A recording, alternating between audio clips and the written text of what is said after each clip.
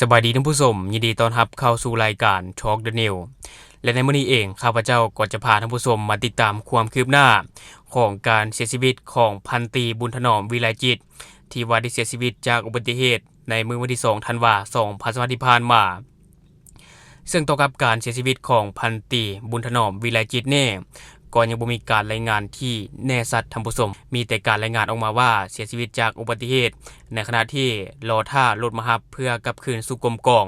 และในตอนนั้นก็ได้เกิดอุบัติเหตุขึ้นมาซึ่งว่าในมื้อนี้ก็คือในตอนเช้าของวันที่4ธันวาคม2025ที่ผ่านมา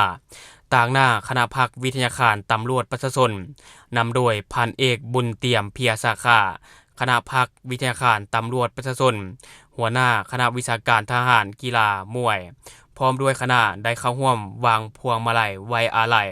เพื่อแสดงความเศร้าสลดใจต่อการเสียชีวิตของพันตรีบุญถนอมวิไลจิตอดีตนายทหารกองพันใหญ่ทหารราบ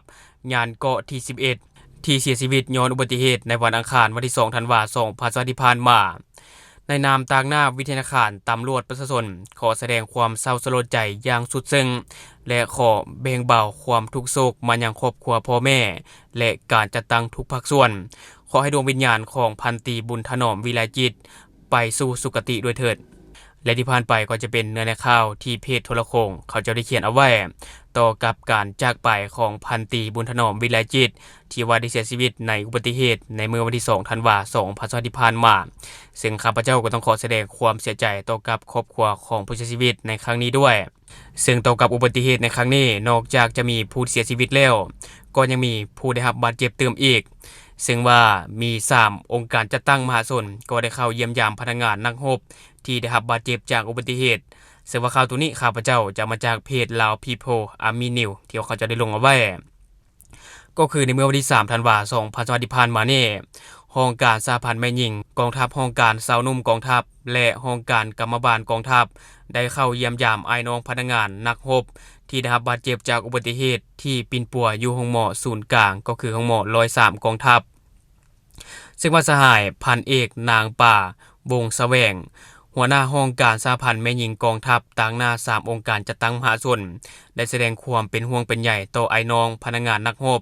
ในฐานแถวของกองทัพที่มีความตั้งหน้าปฏิบัตินาเวียกของตนอย่างมีความขยันขันแข็งเพื่อประเทศชาติและอวยพรให้พนักงานนักรบที่พวมพยาบาลตัวอยู่ห้องหมอศูนย์กลาง103กองทัพจงหายจากพยาธิโคลาโดยไวและกลับคืนกรมกองเพื่อสืบต่อปฏิบัติหน้าที่ของตนและที่ผ่านไปก็จะเป็นเนื้อในข่าวที่ว่าข้าพเจ้าได้มาจากเพจ Lao People Army News ที่ว่าเขาจะได้ลงเอาไว้จังใดก็ขอให้ทุกคนจงมีสติในการปฏิบัติหน้าที่หรือว่าในการใช้ชีวิตเนาะอยากให้ทุกคนปลอดภัยและก็ต้องขอแสดงความเสียใจอีกครั้งต่อกับครอบครัวของผู้เสียชีวิตและทั้งหมดก็คือสิ่งที่ข้าพเจ้าอยากจะนำเสนอในมื้อนี้